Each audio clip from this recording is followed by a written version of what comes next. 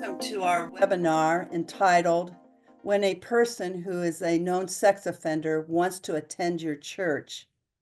I'm your host, Nancy Kaufman, Interim Denominational Minister for Church Safety for Mennonite Church USA. And tonight I am joined by Eric Massanary, raise your hand, who is Executive Conference Minister for Pacific Northwest Mennonite Conference, Jolene Miller, pastor of Roanoke Mennonite Church, Christian Jackson, pastor of Living Water Community Church, and Michael Danner, associate executive director for Church Vitality for Mennonite Church USA. Tonight's gathering is a webinar format, so all attendees are muted and the chat is disabled. We will, however, be posting some links in the chat so that you can pick those up later. We welcome your questions, and we'll try to get to as many as we can at the very end. Some of you have sent in a few questions to us, but we also invite you to use the question and answer feature at the bottom of your screen. And only the panelists will be able to see your questions. We will also answer some of your pre-submitted questions at that time, but if you do send in some through the chat, we will try to get to as many of those as we can. Want to remind you, disclaimer here, that please be aware that this webinar will cover topics related to sexual abuse, which may be a trigger for some of you. Your well-being is important, so please feel free to step away or exit the webinar at any time. A recording of this webinar will be available on the Safe Church website that you can join later if you like to participate or to at least follow through on that.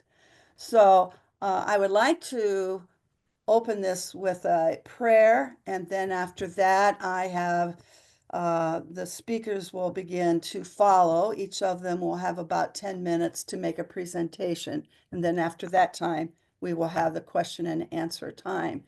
So let us pray. God, the center of our being, we come together because we desire to be faithful to you. We desire to be open to you, to understand, to learn, and to grow. May you be with us this evening, that we may learn new things together. May we continue to then go back to our congregations to be faithful in serving you in the way that you would want your church to be represented. In Christ's name, amen.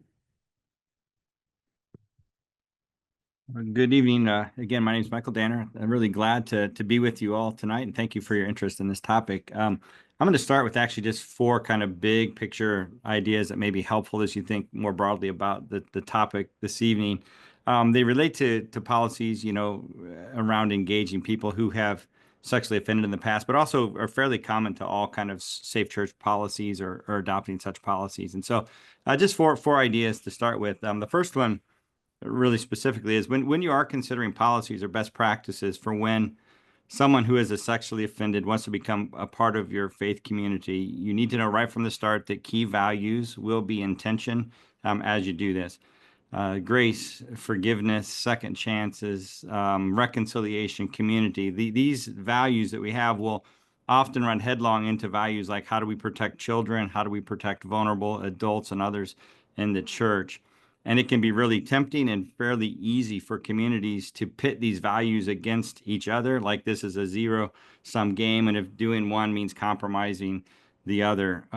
I do think circumstances like this call for us, especially in the church, to think creatively and critically about how we bring our deepest values to bear on these policies and practices in a way that are holistic, and we can avoid that kind of polarization or pitting these values against each other. You can actually do all of these things at the same time. So that's the first thing. They will be in tension, but think creatively about how to bring those values to bear. The second thing is really clear. You do need to have a policy, right? And you need to have it sooner rather than later. And I say that especially because if you are engaging your community with the good news of the gospel, if you're inviting people into your faith community, it's a place of grace, a place of welcome, a place of warmth, you will more than likely have somebody who has a past of sexually offending come to your church. You need to think about that before it happens. And the reason is that that is compassionate for the people that you're inviting into the circle. If you wait until it happens, any response you come up with will be seen as particular to that person, and it will be about them, and it will be deeply wounding in that way. And so I would encourage you to think about this and to not just say, well, this will never happen to us. And then when it does, you're kind of on your heels. So you do need to have a policy, and I would say sooner rather than later, right? The third thing I would say this is that the process of developing such a policy should be healthy, transparent, involve the whole congregation, and also be informed by best practices in the field, right? More broadly, there's expertise around walking alongside and working with people who have offended sexually beyond the church, beyond our common sense or some of these things. And we need to get that kind of input. This should not be done by a few individuals that are passionate about the subject, or a small group or a small committee or a team, or simply, especially not just the pastor alone in their study, right? This should be done by a whole church process, and it should be done with, again, consultation with experts in the field. When a congregation decides, for instance, to welcome someone into the church, it's actually the whole church that bears the responsibility for that welcome. And it can be quite damaging to people to say, we're going to walk alongside you, but have a significant number of the congregation who says, no, we're not, right? And so you need to work this out together and make sure the whole congregation is on the same page relative to your policies and practices. So that would be the third thing. And I think the fourth thing, and I would expect that Jolene and Eric and Kristen, they're going to kind of flesh some of this out in more practical ways based on their experiences. But the fourth thing that's really, really important is congregations need to be honest with themselves about their capacity to adequately tend to and care for persons throughout the spectrum of responses that people will have, right? So sometimes it's like, well, Jesus calls us to be forgiving, so therefore we should be welcoming. That's true, but do you have the capacity to actually do that and to do that well? That's really something that you have to think soberly about relative to your own capacity. And so the polarity of responses that I've seen around this topic are, on one end, we should never, ever have anyone who's ever had any sort of past history, even adjacent to sex offense, at a church event ever. No. Or another person saying, if you don't like anybody, if you don't let everyone there without restriction, then you're not like Jesus, right? This is how quickly you can get to these kinds of spaces. And actually, that's not really helpful, right? And so you need to figure out, like, assess your capacity as a community as you discern your policies and practices and what you're able to do. Like, what is your capacity? It's not enough really to have the right sentiments or the right ideas about forgiveness, support, community. You actually have to follow through with actions in order to truly make the church a safe place. And so as you balance these tensions, I would, these different values, as you think about, what your practices will be, how you develop these policies, I encourage you to do it openly, honestly, with the whole of church. Be honest about yourself in the midst of that, and seek the kind of support from others that have done this before, like Kristen, like Eric, like Jolene. So those are just big ideas. Hopefully, they'll be helpful. So I think we'll turn it over to Eric. Thanks, Michael. I'm Eric Massoneri, and as Nancy shared, I'm currently working as a conference minister for Pacific Northwest Mennonite Conference. But for this webinar, Nancy asked if I would share a story with you as a case study of a congregation that went through a journey, struggling, seeking to figure out whether they could welcome somebody who had sexually offended. So I'm going to share that story with you, and I'm going to bring up some slides just to partly keep me focused, and because I'm going to give you some details, and then you can visually reference it too.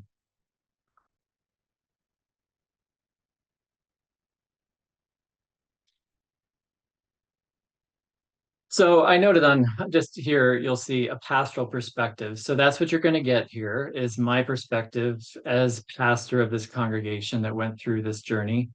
And I think it's important to note that if you were to ask any number of people, anybody from this congregation who experienced this, the story would be told differently. and was experienced differently, and there'd be different things highlighted. So you're hearing right here a pastoral perspective. The context of the situation is important. This happened more than 20 years ago. So this was near formation of Mennonite Church USA. This was before many churches, including our church at that time, had a safe church policy. This was all kind of new ground for many of our congregations to be talking about. Safe church or safe sanctuary was the language we were starting to use then. This was a mid-sized Mennonite congregation in Kansas, about 150 members and attenders. This congregation was experiencing very steady growth. It had more than 60 children and youth active in congregational life. So that's important to note here. The congregation was about 12 years old at the time. We were in the midst of a major building addition and renovation. So if you've ever been through that with a church, you know all that goes into that, the fatigue that can emerge. We were deep into that process. The building and renovation was happening, but that was on the tail end of a couple years of processing and discernment. The congregation was known in the community for extending welcome and hospitality to people on the margins. And part of that congregation's self-identity was all are welcome here. This congregation, it's also important to note, had close connections with our local mental health center, Prairie View. It was one of the mental health centers started by Mennonites after World War II. There were many Prairie View staff members in the church, including my wife, as well as church members with significant mental health needs whose stories were known and supported by congregation members. And I'll note I was a solo pastor at that time, and I'd been there just about 2 years. So the situation that emerged, Bill and Sally, I'll call them, began visiting our church for Sunday worship. After a few weeks, I was informed by a church member that Bill had just been paroled from prison. And this was for multiple counts of child sexual abuse and also child pornography. And I checked the state sex offender registry and I found confirmation of that. So quite quickly, I sought conversation with Bill and Sally, made a visit in their home. And they confirmed the story Bill shared with me quite openly of his offenses, his parole requirements, the therapeutic work he was engaged in. He shared his offenses happened in a nearby community. He had abused neighbor children for whom he had provided periodic daycare. Bill and Sally had recently moved away from that community and they were asked to no longer attend their former church. Very soon after that visit, I informed our pastoral care team, kind of like our elders, deacons, of that situation. We were in agreement that the congregation needed to be informed. We were aware word was already spreading in the congregation by this point. And as part of that process, Bill agreed to write an open letter to the congregation, sharing the details he had shared with me and the pastoral care team. And then we also wrote a letter describing the steps we had taken and were planning to take in order to care for safety and well-being of the church and attend to the particular requirements that were part of Bill's parole at that time. We also actively sought input wherever we could. As I said before, this was before Dove's Nest or there were just very few resources out there to support churches going through this. I couldn't find any other churches that had been through this. So we consulted members of the Prairie View Sex Offender Treatment Program. As it happens, my wife was one of those clinicians and 2 other members of our church. So it was limited what they could offer for us because, to the best of our knowledge, they were part of this man's care team. So they were bound by some confidentiality, but they could give us some helpful resources for big picture ways to support people who had sexually offended. We were also in contact with Bill's parole officer and therapist. And then a key resource we found was with MTC Ontario. Evan Heisey was developing and facilitating circles of support and accountability for adult men who had sexually offended and were just out of prison. So we used that model and we formed a circle of support and accountability for Bill, made up of members of the church, including mental health professionals. And I'll note too, one survivor of childhood sexual abuse in our church who stepped up and said she really wanted to be on that team and bring her perspective to that team. And that was a very moving, very courageous act that I know was humbling for Bill too. And they formed a unique relationship and supportive relationship. We formed a set of clear parameters and expectations around Bill's involvement in congregational life. He was not welcome to attend all congregational life. I won't go into all the details on that, but there were very clear parameters as to where and how he could be engaging. And much of that was governed by his parole requirements. We had listening groups meeting in the congregation to receive feedback. And I'll just say it became clear quickly there was intensifying conflict in our church around his inclusion and the process. And also important to note that couple 2-3 months into this whole thing, we realized we were doing an inadequate job caring for victims and survivors of abuse in our midst, for whom Bill's presence and this process were very triggering and painful for some. And so we leaned into that more, and sought to do better. We brought in a trained conflict facilitator to help us. She employed a circle process with the whole congregation, both small and large groups. That lasted more than 12 months. And there was a high degree of congregational involvement in that process. Just real kind of short, the outcomes, the facilitated circle process, it led to a consensus-based decision that affirmed Bill and Sally's participation, with clear ongoing parameters of his involvement. And he was expected to remain active in that circle of support. And that extended beyond his parole period. When his parole came up and concluded, the question arose, did we step back from all of our requirements on Bill? And we decided not to. We felt strongly that that was not the time or place to step back all of Bill's support and accountability channels. At least 2 households left our congregation in the wake of our decision. And those leaving said they felt heard within the discernment process, but they felt they could not move forward with the congregation in that decision. Bill and Sally continued attending about another 1 to 2 years. They later separated and divorced. Bill moved to another town in Kansas and joined another church. We did notify that congregation of Bill's history of sexual abuse and the work we had done as a congregation in relationship with him. And I'll share, to the best of my knowledge, I was not aware of that congregation following in a similar pattern of creating support and accountability systems for Bill. I don't know specifically what they may have done. I was made aware later that Bill reoffended and was prosecuted for those offenses. Our congregation later helped resource other churches experiencing similar situations. And finally, I'm just going to name, because we're going to be talking here tonight, I'm really glad we're talking about ways that churches might prepare for a situation like this. We were entirely unprepared.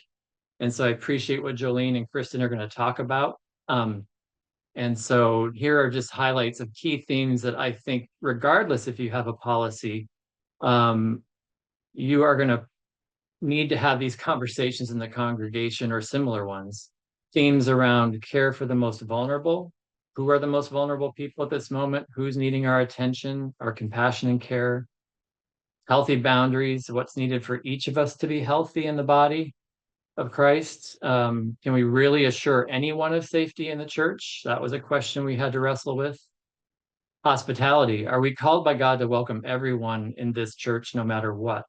Are there limits to our capacity? How do we tell someone no?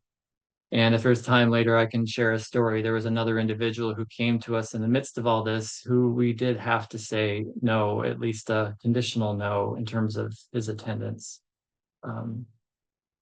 Grace, what does grace mean when great violence and harm has been done? What's the relationship between God's grace and our human responsibility? How do we extend grace and practice forgiveness when we've hurt each other? Accountability and support obviously was a big theme for us. And people asked, why are we just singling out one person?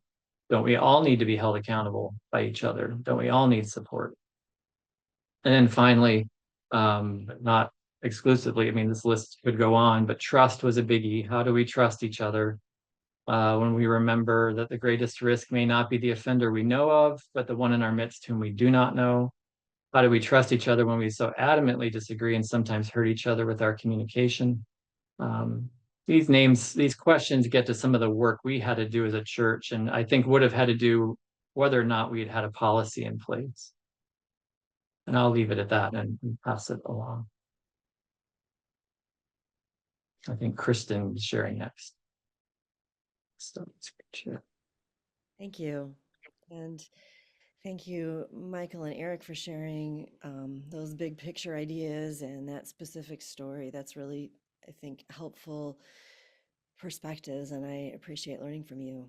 I'm remembering back before I became a pastor, maybe this was about 16, 17 years ago, when the Google map that has the sex offender registry paired with it became a resource. I went on that and I checked to see whether there were sex offenders or where they were that were in my area, and found that there were 3 people that lived within a few blocks of my church and of my home that were on the map, who I knew their names, recognized their names, because I had seen them inside of our church meeting house at some point. And it made me realize that as churches, something that I thought was maybe uncommon, maybe rare, that only the unfortunate few churches would have to figure out how they wanted to approach, was actually quite common.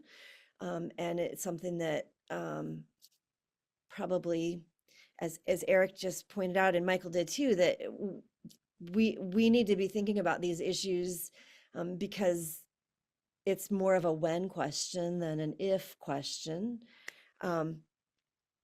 And that the 1 semester of pastoral care and counseling that I got in seminary was really inadequate to know how to handle this wisely. So I've been on a journey myself of trying to figure out what the best practices are when some situations arose in my own church congregation in more recent years, where we've had to figure out how to best care for all in our congregation. And we've asked a lot of those same questions. So as a person who's on Nancy's Safe Church advisory team, there were a few of us on that team that had a task of trying to capture some of the wisdom that we had found. And as we were interviewing and talking with other people that were on the advisory team, as well as many other colleagues that we knew who had had experiences of one kind and another with sex offenders in our congregations, we tried to put that together into some kind of a visualizable resource to consider what some of the questions are and what some of the process might look like for churches. One of the things that the people that were working on this together and I found was, as we were talking with different pastors, there's such a huge variety of situations that have come up in our different churches. And so it's very difficult. Like, what I would love to have is somebody to tell me, okay, this is the protocol. You do this, then you do this, then you do this, then you do this, and it will be great. And what we found is that there's such a variety that really, there's some stages to the process. There are some really good questions that you can ask. There are policies that you want to put into place to give yourself some guide rails. But that there will also be individualized challenges that a church congregation will have to face based on the specifics of your situation. So Crystal, our tech support person, if you don't mind, would you put that first image, which I think is going to get put up on the MCUSA website soon. It's that stages document. One of the things that, and you can read this and it'll be available on the website to look at it more closely.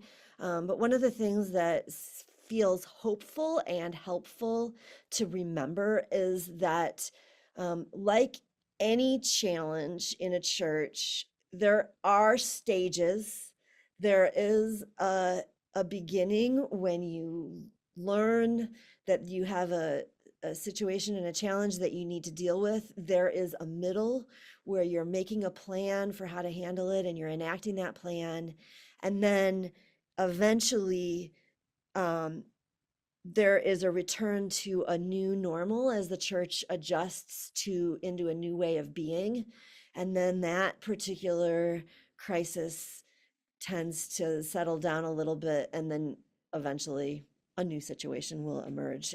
And that pattern is one that I think as pastors, we all probably get used to the waves of things emerging and feeling like a crisis and a real challenge and needing a lot of our energy, and then we resolve it. And then we have a time of evaluation of what went well, what we want to change, what new policies we need to enact, what more resources our congregation needs, and then something else will come up. And that's been true to my experience that happens. Crystal, if you want to go on to that next resource.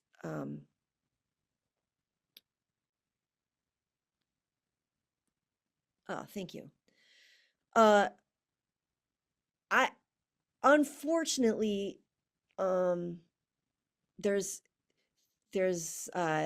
such a variety of circumstances, and one of the other things that, as I've talked with other pastoral colleagues and as we were putting resources together, we realized that it's more like there's just a lot of very good questions that pastors should be asking and church leaders should be asking.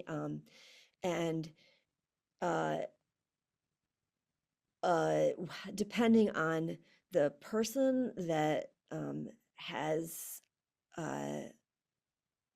caused harm in the past and their situation, and what kind of work they are doing and willing to do in their own life, as well as the circumstances of your own congregation, what the demographics of your church are, what else is going on in your church at that time, what other resources you have available to you. That is going to affect how it is that you might decide whether or how you're able to include somebody who has caused harm in the past. One possible set of questions that is also worth considering is that this is not a binary question, whether it's not a simple yes, this person can be fully involved in the life of my congregation, or no, they cannot. It's there's a lot of other possibilities that are somewhere in the middle, and that's where I think Jolene will talk in a minute about the policy and the limited access agreements that her church has come up with. But there's ways for people to be involved that it might be that your church would form, for example, a small group around that person of informed adults, and that small group becomes the primary church for your person. Or it might be that they're able to participate in your church online or in other limited ways that keeps everyone in your congregation safe. And then the third resource that we came up with, which is just a sort of third way of looking at these questions, is that we were realizing that it's pretty helpful within a church to realize that a lot of different people within a congregation have different hats to wear, that pastors have a role to play, and also the survivors of abuse have a role to play. The person who caused harm has a role to play, to participate. Groups within the congregation, both a response team that gathers to help your church develop and maintain policies, as well as a care team that gathers around a person to provide support and accountability to them, as well as your congregation's care team that provides care for the whole congregation. Different people have a role to play within the church, and also there's resources outside of our congregation, within our denomination, with experts in our in this field, as well as legal experts, that are all part of this larger process. And so this third infographic is helpful to just kind of visualize how we all relate to each other. I think that's probably a good space to just pass the baton to Jolene to share about what has worked in her congregation. Thank you, Kristen. And I do want to be clear that we have not implemented this policy. We've just simply adopted it. And I guess we're waiting on our when, not our if. As to why we did it, one of the first conversations that I remember happening in our congregation is we were talking about radical Christ-like welcome. And we asked ourselves, are there limits to that? And one of the things we settled on is that doesn't mean we ignore safety and accountability, and that even as we welcome with a radical perspective, we do that with wisdom and discernment. And part of our congregational identity is around deep hospitality. And so there is a desire to be very, very welcoming. It took about 2 years to develop it, writing in fits and spurts between other responsibilities. Part of my background is as a licensed social worker, so that informed a lot of my work and my experience in navigating policies, reading them, interpreting them, understanding them. And a huge part of my motivation was that, and Michael hinted at this is such an emotionally charged topic. It's so crucial that we do it before it is needed. Because when you're faced with that person, people's fear and anxiety skyrocket, and your capacity to think logically and objectively is really reduced. So I hated that it took as long to develop, but thankfully we didn't face an imminent situation, so we were able to take our time. The first draft was first offered to the known sex abuse survivors in our congregation for their thoughts and feedback and advice. And then it went through our pastoral team, as well as diverse voices within the congregation and all those within leadership, within our worship, community life, outreach, discipling commissions. I'm not sure how much to talk about the details of the policy. It will be posted online, but a few parts that were really important for me was that it reflects the ethic of Jesus of prioritizing our care for the most vulnerable. So that's really explicit in the policy, that we will always prioritize safety. It also names the tension that we navigate of confidentiality and disclosure around these topics, and that we're going to lean into what survivors have said about full disclosure.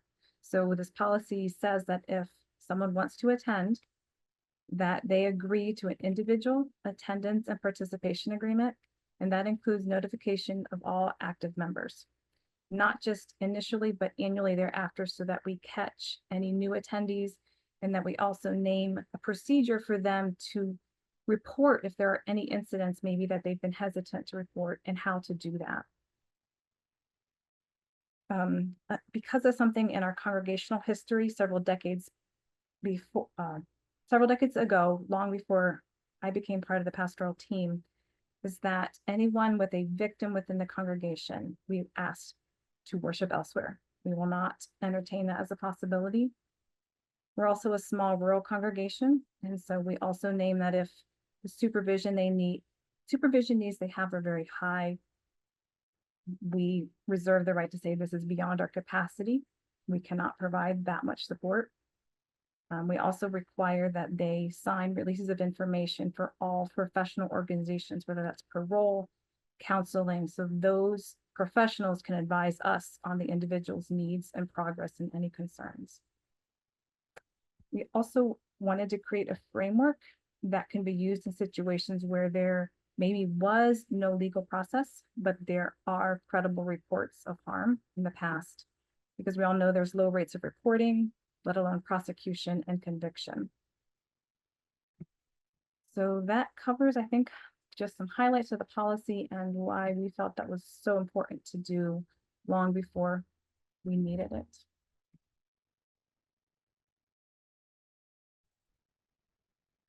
I want to thank each one of you for sharing, and a number of questions have come in, although some are mainly comments too. And so we will try to get to some of to some of these questions and go from there.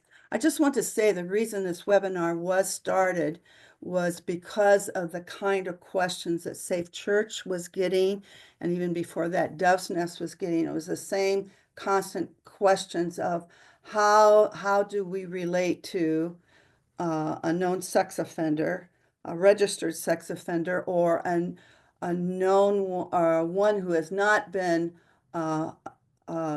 convicted, but there is credible witnesses to that there has been a pattern. So we're sort of jiggling both of these at the same time. But it was a common question.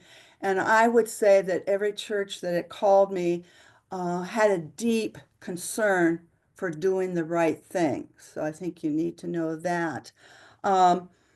And so this webinar is just to begin the conversation. We can't answer all of the questions. There's a number of good questions. There will be 2 follow-up webinars. One will be more of dealing with behaviors and of sex offenders, and then also looking at victims and what happens to them in the church when there are not good processes put in place to deal with abuses that have happened. I'd also say that in the past we have ignored and just tried to brush everything under the rug in decades past. And so what does that doesn't help anyone. It doesn't help the members in the congregation, some who may have been victims and they're carrying such deep hurt. And it does not help those who have been maybe convicted of a sex offense, or those who have patterns of sexual misbehavior that the church hasn't dealt with. And so it doesn't help anybody. And so we're trying to be as open and honest as we can on here. Well, here's one question, and I open it up to any of the speakers. What happens if a few people are privy to a person's offender status, but the congregation is unaware? And how do you maintain confidentiality? Who would like to take that one on? Eric? Well, I think I referred to in the case I shared with you, I would say they will not be unaware for long. People will share, it will become known. It was clearly happening in our case in a small town, small community. People were concerned, they were to learn this, and they were speaking to friends, and word was getting around. So I think know that word will get around. And I think in my feeling too at that point was clearly confidentiality has a place in ministry, and a very important one. But secret keeping in the case of violence and abuse and misconduct in a form that increases risk for the community, that is not okay. And it felt clear to us in the case that I shared with you that this needed to not remain confidential. Regardless, even if people hadn't been sharing about Bill word of mouth to our knowledge, we would have proceeded in the way we did. That felt important. Thank you, Eric. If anybody else wants to jump in, just let me know. Another question is how to deal with potential loss of members when a welcome is offered to sex offenders, and how do you balance hospitality and safety? And I think, Michael, you had talked a little, I think you've all talked a little bit about it, but does anybody want to add more to that?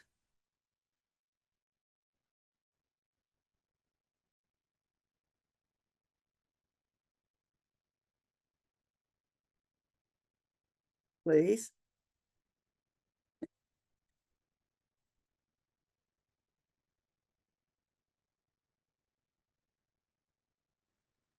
I think that's a real challenge. But one thing that feels important is that the whole congregation is aware of the measures that are being taken to create as safe of an environment as is possible within the congregation.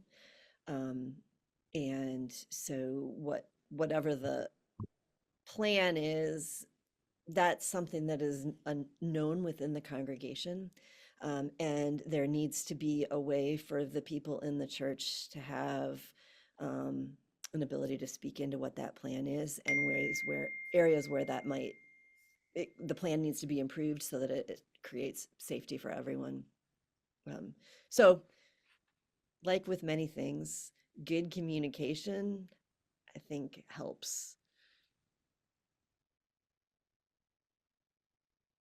I would have pushed that too. I mean, you are walking into live situation where there is so much emotion on all sides. And how do you, if you can as a congregation, find a way to talk about things and try to come to best practices for everyone overall, then the church, it's going to be like a sickness that somebody has tried to cover and not dealt with. And so, but you will probably lose some. Eric, and you had said that you did lose some and you did have a conversation with them. So my understanding is that you really tried, as you were doing your process, you were trying to follow it along, follow to keep connected to everyone. I do know that there have been churches where when a church has denied or decided not to address an issue in a good way, that a number of people have left also because they do not feel it's a safe place. So it can go both ways. But with Michael, what you were saying about we all need a policy, I think if you have a good policy in place before you actually need to use it, and have it be vetted by a number of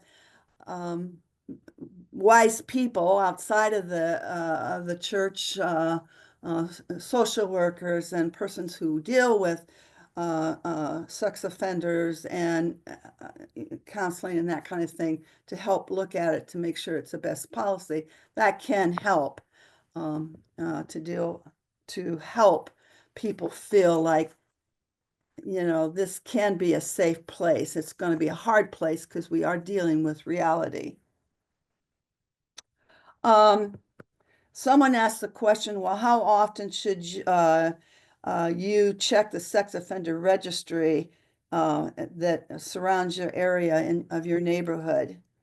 Anybody want to answer that one quickly?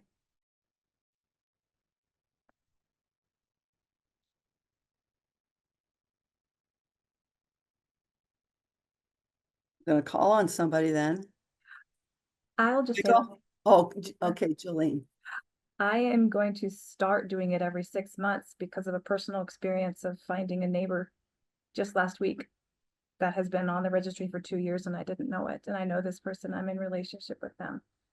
So every 6 months is going to be my new practice. Mhm. I don't know if that applies to others, but that's what I plan to do. And why do you want to do that? What would be some of the guiding principles for why you want to do it? So that way, if we have a new family that comes in and no one knows them and they have a history, that's a way of catching it if no one else would have knowledge of that. And then I think then it would mean that you could also be proactive in relating more intelligently to those who have needs that maybe aren't as spoken publicly. Okay.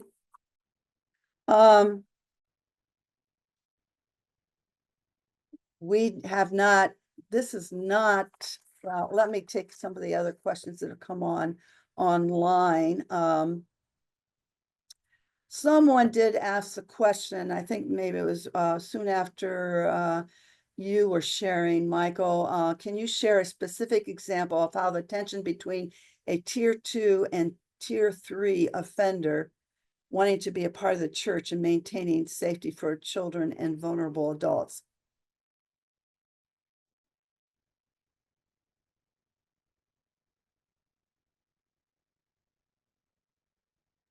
Was that a question directly to me or no?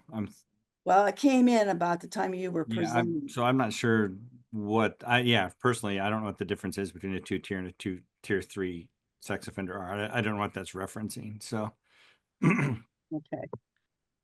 Okay, then go on from It's a there. little tricky because different states categorize Yeah. offenses in somewhat different ways. And I think many states use language that has the tier 1, tier 2, tier 3. Yeah, But okay. that's not necessarily applicable across all states. Another question was, what happens if an individual refuses to cooperate with some accountability, refuses to do background checks?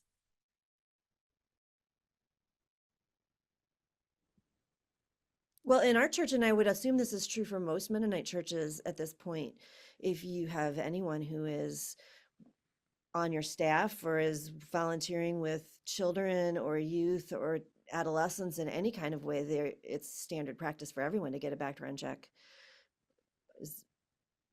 Right? So that's just sort of a normal thing that a large number of people in your congregation are probably doing Yeah. that. I've ministered in the United Methodist Church, a congregational church, before becoming Mennonite. In all three of those contexts, if somebody refused a background check, they simply didn't serve in ministries related to children, youth, or vulnerable adults. So that was just pretty simple. And and that's what you did. I know sometimes it can get tricky in congregations when the beloved high school guidance counselor just feels like, hey, you should know me. You've known me for a long time, so I'm not going to do this for this new policy. That gets very tense because churches oftentimes say, well, this is a known person. And so it becomes really tempting to simply say, well, because we know this person and there are other places, we're not going to do it. It is tempting to do that, but once you do that, you actually do undermine the whole policy for everyone going forward. So if you have a policy, you follow it, and that means sometimes there are going to be those tough situations where someone's simply not going to be able to do a particular ministry in your church because they refuse to do that. It seems like these days that's a reasonable request for people working with children, youth, and vulnerable adults. So, yeah. And what I say to those people who are like, absolutely, they're known and I absolutely believe their impeccable record is, you are exactly the person that we want to do a background check, because if you are doing it, it just means this is normal for our church and this is how we protect our youth and other vulnerable people, because you're doing it too, and it just makes it really easy for us to ask anybody else. So please do it to help the whole church's safety. Kristen is more carrot. I'm a little more stick. Yardstick. Okay. Oh, boy. Okay, another question is, what happens if somebody doesn't abide and so they are told they cannot attend? How do you enforce that?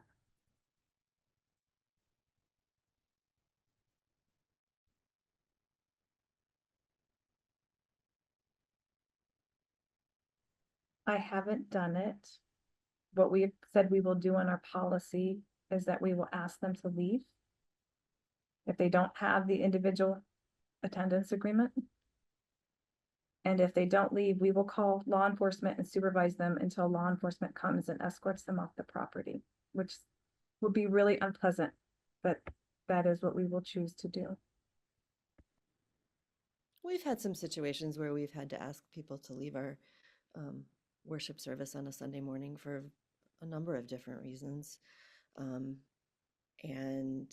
you know, we live in my church is in a pretty dense urban neighborhood, and there's lots of people that come and worship with us on a Sunday morning. So it's happened, and we have folks in the congregation who either informally or formally have a role of keeping an eye on who's in the building and what they're doing. And there's been times when people have been invited to step outside and go outside and talk to somebody, or been walked out. It's possible to do in a way that's gentle and respectful most of the time. I'm also aware of a congregation at least one congregation, more than one, where they had to tell someone they could not attend. Well, there's actually two situations. One where they told them they couldn't attend until they had a time to be able to develop their policy. But when they told them they couldn't attend, they had a group of people who were that met with the individual, on a regular basis, so that they weren't just said you can't attend and then just thrown out there until they were given permission to whether they could come to attend or not. And so that was one way. Another one that where the person actually refused. And so it had been made clear to them, here's our guidelines. And these guidelines, they've been talked through with the individual, and then the individual is invited to sign these, and if they sign them, then they basically know what will happen. But it's supposed to give a solid accountability and support around. And then if they violate that, yes, they can't come, but then one church did offer to meet with them at another time. Oftentimes when they're told not to go, they will move on to another church. And my congregation had that happen, moved to different churches. And I think, Eric, you talked about that you left, when your individual left, you informed the next congregation. And I think that is an obligation that we have. We can't tell them what to do or not do as a congregation, but they need to at least be informed. Anybody? Yeah, I agree. And we did not do that. By that point, I'll acknowledge we had lost connection with Bill. Bill had moved to this other community, but I had been made aware that he was attending this other church. So I made that contact I didn't ask Bill's permission to make that contact. It felt important that that church be informed. And that's partly because of the risk level that Bill himself had acknowledged in our whole process around what he needed and why he needed community, and his deep need for support and accountability to be well and not reoffend. I appreciated some of the comments in the question and answer. There were some that acknowledge that people who've sexually offended, and our experience with Bill proved this to be true. They're in an extremely vulnerable place. Bill had a lot of work to do to be well. Therapeutic work, and one of the things he deeply needed to be well was healthy community. Because he acknowledged himself, if he was left to his own devices in isolation and wasn't offered community in some form, he was at much higher risk of reoffending. And we knew that from both Bill directly and from therapeutic staff. And that is true for many who've sexually offended, not all. I'm sure I'm not going to go into statistics because I'm not able to do that, but anecdotally, I would say from our experience, it was really clear in Bill that what he desperately needed was healthy community. And that's why I think we're talking about this, is because the church hopefully in some form can be that for people who sexually offended. I don't think every church can be that for every individual who's sexually offended. And we've acknowledged that here. There are times we need to say, we will help you find another form of community. We cannot be that for you right now. Yeah, and oftentimes we try to do this alone when we are dealing with this, and to be very aware of what are the resources in your community. You may have some wonderful resources that would be supportive of you, of the person who's been a registered sex offender, and other, survivors, victims of abuse. So beware of what is available in your church. One church I heard just recently, as of today, literally, they had a major situation in their church a number of years ago, and actually had outside investigation come into their church. And then one of the things that they did after that was that they did set up a counseling situation where someone outside of the congregation who understands about trauma from abuse and that kind of thing would meet with anybody in the church on a regular basis to just do some counseling with those individuals. And so that's another thing that, you know, persons that can offer that. But be aware of what is available in your community, because there might be some really good resources to that. Someone asked, how long must a church sustain their circle of accountability after an offense? Years, decades, what?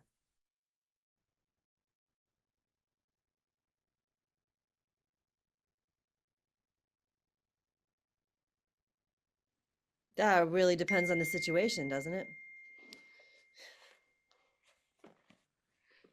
As we all sit and look at each other, yeah, it really does depend on the situation in the church and the capacity of the church and what's happening there. And that's why, like, so much of this too is like, I know when I was in a church, it'd be really nice if somebody at the national denominational office could just send me a policy for everything we were dealing with as a local church, so that we didn't have to actually do the hard work ourselves to wrestle with it.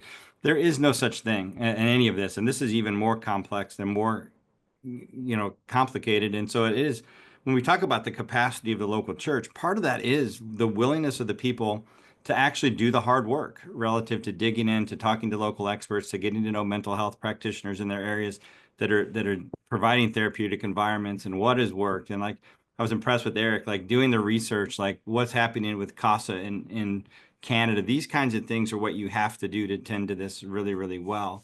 And so it is really, really hard for any panelist or anybody to simply say, this is what you should do. Like in this case, do this, in that case, do this. It is really important for the local church leaders to own this as something that's a part of what it responsibly means to be a church of Jesus Christ in a community, like in a neighborhood. I was just even thinking about Kristen talking about, I've been to Kristen's church, and yeah, people, that's a dense urban area. People walk in and out. Nobody wandered into the church I pastored for 18 years that was a mile away from anything but corn. So it was a very different situation. Security was a very different kinds of issue, right? And so we had a different capacity for dealing with it. And if somebody walked in the middle of service that we didn't know, it'd be pretty hard to ignore them. I mean, it's pretty hard to not for everybody to stop and turn around. So anyway, it really is in terms of responsibility, like who's responsible for this? Well, it's your local church doing ministry with real people that come from all kinds of walks of life, that have all kinds of past trauma that shows itself in all kinds of ways in the present.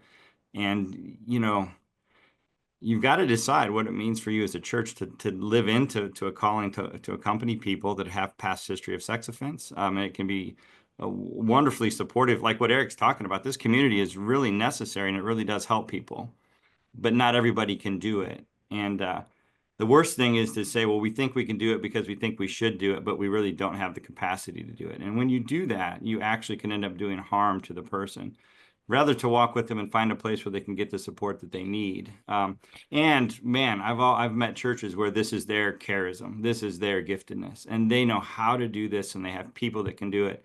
And man, what a gift that is to the community as well. So yeah, I don't think there's any quick answers, but hopefully that helps to think about, like, man, how you need to kind of dig into this as church leaders. And I'm a little bit reluctant to answer some of the questions because as a pastor, I never actually dealt with this, and I've been out of hands-on pastoral ministry since 2015. So I'm doing denominational and conference work. So Jolene and Eric and Kristen and all the other pastors that are dealing with this, those are good resources for you to lean into, and we can help you connect with folks too, like Nancy can as well, if you need that kind of support. So I don't know, I'll get off my soapbox, I guess, what I was on, but There's two questions I'd like to pick up. We're just not going to get to all of them. There's been a lot of comments about misunderstanding sex offenders, on the recidivism rate of sex offenders, of labeling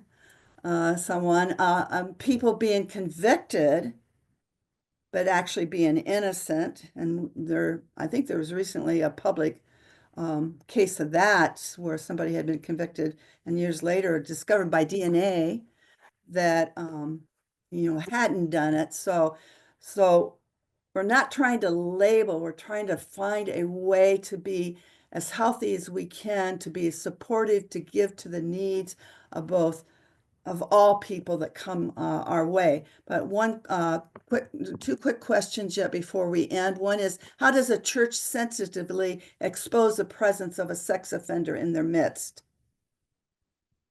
Eric. I would just say we were fortunate in our case, if you heard our story, that we had that person involved in the disclosure. They were part of telling their story, and we were very careful in crafting that process and letting him be the storyteller. And gratefully, he was willing to do that. That might be a greater challenge in some circumstances, but I'd say that is ideal if you can do that. And sometimes that can happen because they resist. And yet I know one congregation where they tried to keep it very confidential, and then a parent found out later, and it was a parent whose child then had been affected directly and was angry at the church for not helping her and her family to protect her own child. And so, yeah, if you get them to do that, that's great. And some will, because they really do want to move on, whatever. One last question, and then we'll close. And I apologize for all the other questions we didn't get to, but I don't think you want to be here all night. Anyway, one question, is there a way to unwind the process for certain individuals? As a congregation even has gone through this process, or individuals, either victims and persons who've been known to be sex offenders.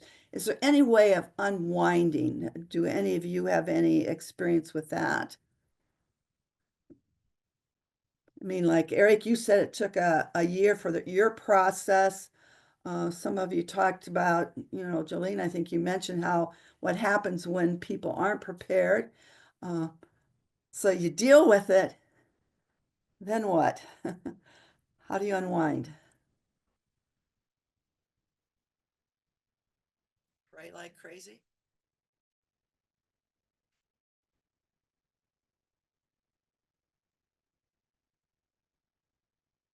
Go ahead, one person. Yeah.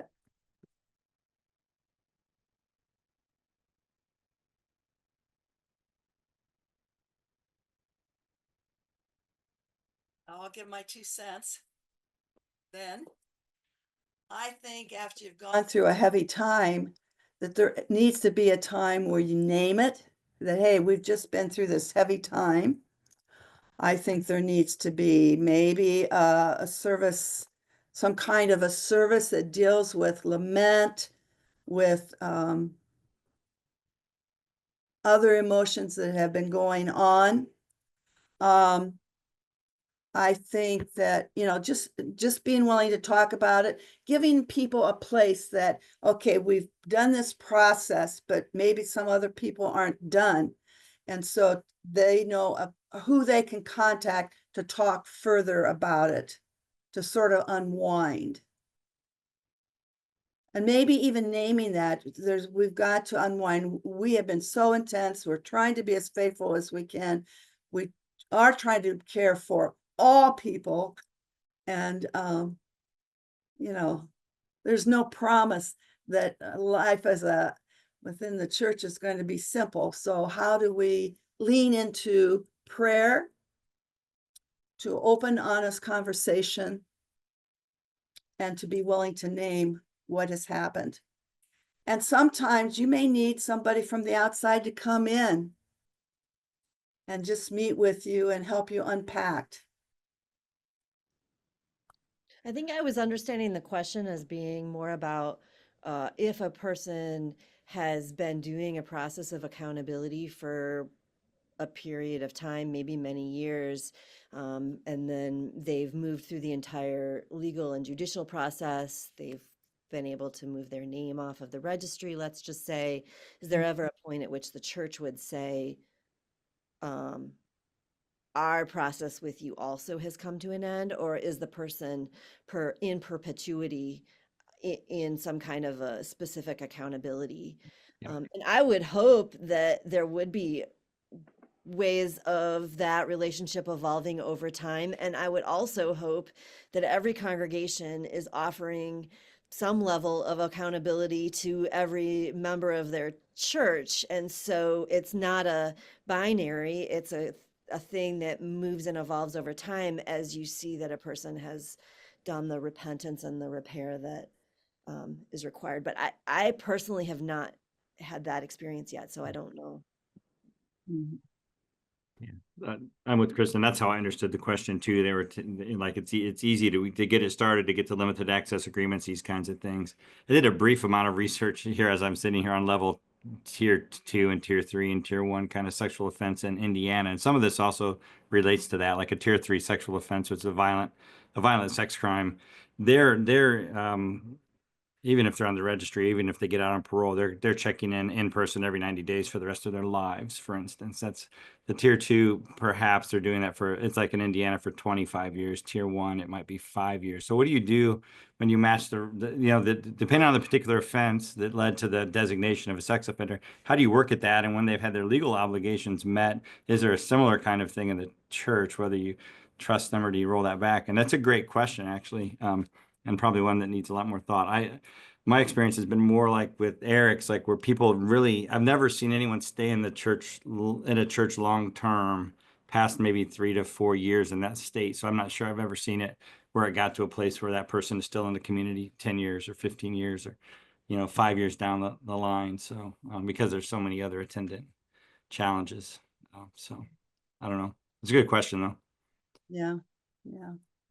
I guess I was thinking of congregations, who've gone through the trauma of trying to sort out the best, but I appreciate Kristen and Michael.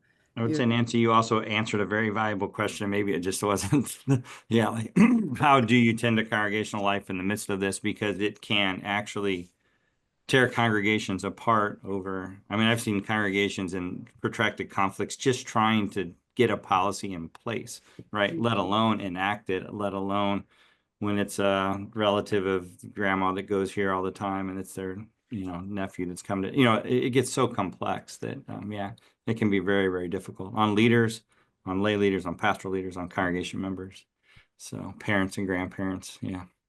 Yeah. And one experience I had where somebody was arrested for trying to pick up a prostitute and was a pastor years and years ago. So no one tried to figure out which one it was.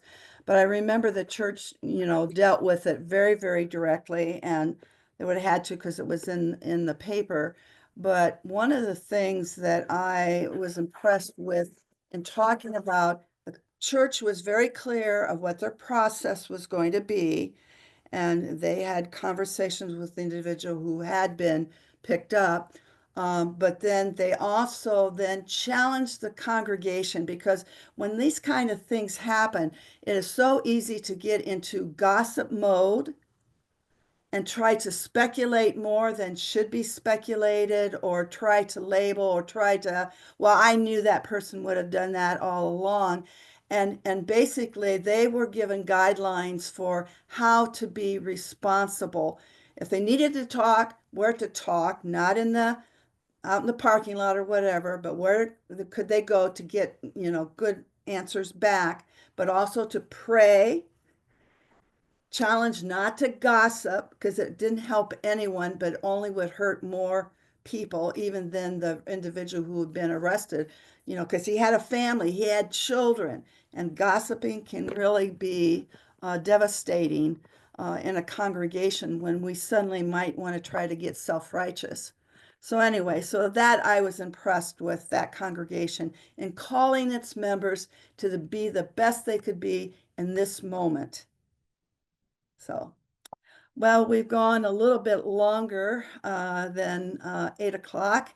We will bring this to an end. Remember, this was only trying to be a basic introduction to get us to think some questions. This was not to answer every single question you ever had about someone who was a registered sex offender, or someone who was known to do some things but had not been charged.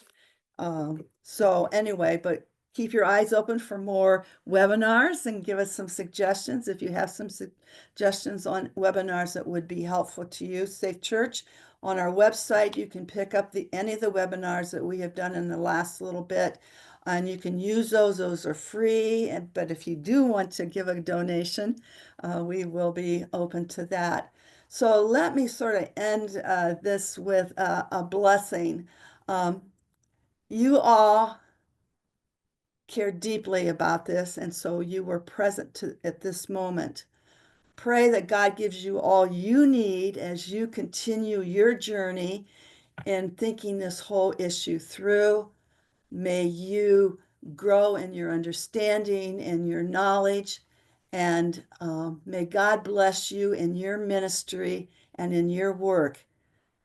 If you believe God has called you, then live into God leading you. Blessings to you all. Go in peace.